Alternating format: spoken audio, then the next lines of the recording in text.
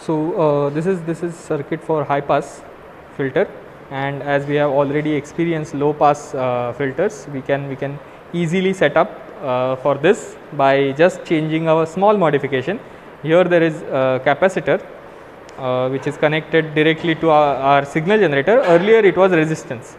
Now the resistance and capacitor has swapped their places, and we can easily see this change, and this modification will convert our circuit into an high pass filter, right. So how it works, let's see through a small demonstration.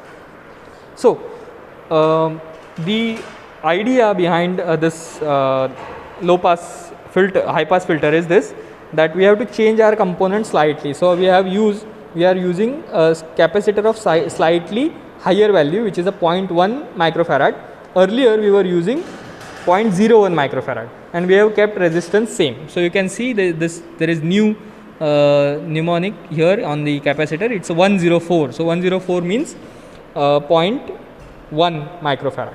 Now we are going to record using our similar setup, that DMM and signal generator. So we have selected a range of frequencies from 200 to 1,50,000, and we are going to check the output voltage. So you remember that we have discussed what should be the procedure for our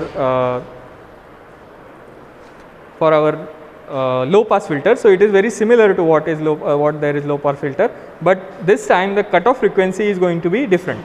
So this different cutoff frequency is indicator that this new circuit, that is high pass circuit, is going to allow frequencies above this 1592 frequency. So you can see the calculation below, and we'll see how the voltage actually increases when we go from lower to higher value. Earlier it was decreasing, now it will increase as we go from lower value to the higher value of frequency. So here is the typical connection where the capacitor is directly connected to signal generator with this by this means, and the resistance is now connected in series with capacitor, right. So the earlier there was resistor first, now there is just capacitor first. So this is the only difference that we have. Rest of the things are going to remain same. So we have cutoff frequency is about 1592. So we are going to start from 100, and 100 about 200. So that's what we have selected a range, right. So we have selected a range of 200, 400, 600, 800, and so on, right. So the CRO that we used to show and demonstrate some of the features of low pass filter, we are going to use it after this experiment, because we have to conduct our experiment using DMM only, right. So DMM, after we record readings from DMM, then we can actually see how different the appearance of high pass filter is than the low pass filter. So that low pass filter appearance is in different video, and you can see that through that video, right. Okay, so now we are seeing that for typical 100 hertz we are getting 0.066, because this circuit is high pass circuit, and it is blocking the frequencies that are below 1592, and therefore we are getting very small output for this 100 hertz frequency, right. So as we are going to increase the frequency, it is going to increase. So let's see whether it is happening or not. Yes, it is happening. So you can see for 200 we are getting 0.119. So we are going to record this reading in our observation table, and our first reading is 0.120. that is our output voltage for frequency 200 hertz, right. So similarly, what we are going to do, we are going to increase our frequency. Now we will shift to 400, because that is our next step. So this is about 400, and the reading is 0.236. So let's write that down. Yeah, and I'll show you the range of readings, and then I'll record them, and then I'll show you the paper, right. So what we need to understand out of this is that this circuit, this high pass circuit, is allowing only those frequencies which are higher, right, than the cutoff, and it is allowing some small gap of frequencies which are less than 1500. So therefore we are experiencing very low output below 1592. So as we will go above 1592, it will shoot up and it will give us maximum output possible, right? So we'll see some of the those readings in our observation table. So let's explore some of them first here. So I'll go to 600. So this is 600, and for 600 it is 0.321. So the output is 0.321 for 600. Then for 800 it is 0.414 and so on. So I'll record all those readings and show you the observation table.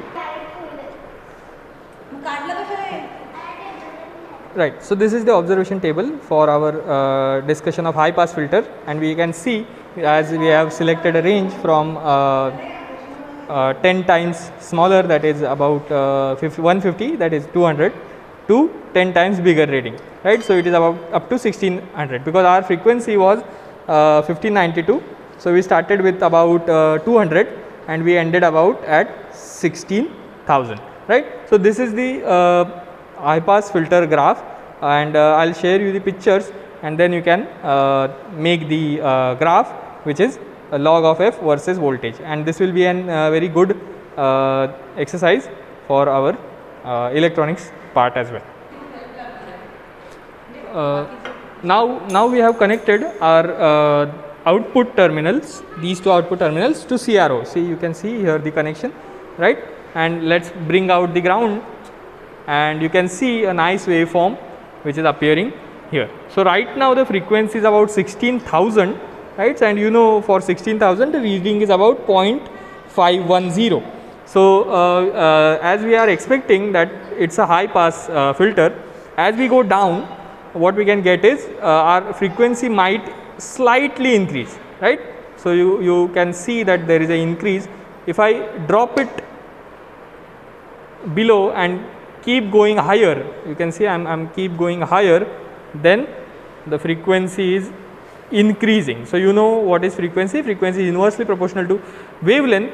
So as I grow further, the wavelength shrinks, that means the frequency is increasing, right? And as per the frequency is increasing, voltage output is also increasing, and this increase can be easily seen on CRO. So that's why we are connecting the CRO here, because to get idea how exactly the waveform looks like and what are the exact outputs, right? So in this particular exercise, what we have learned is that the frequency is dependent upon how exactly. Okay, wait a minute, there is this level problem.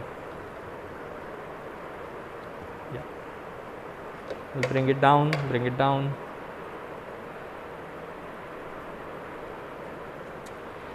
There is some distortion. Yeah, sorry for that distortion. The distortion was due to loose connections. So now we can see a nice graph which we can play with it by reducing the frequency, and as we reduce the frequency, the voltage will drop, and as we increase the frequency, voltage will increase. So if you want to see better picture, then what I can do is I can change the voltage base. Okay, so I'll shift the voltage base down to 0.5, right? So now you can see the voltage is let me make it proper. Yeah, now it is RAM. So now the base is higher, so you can see the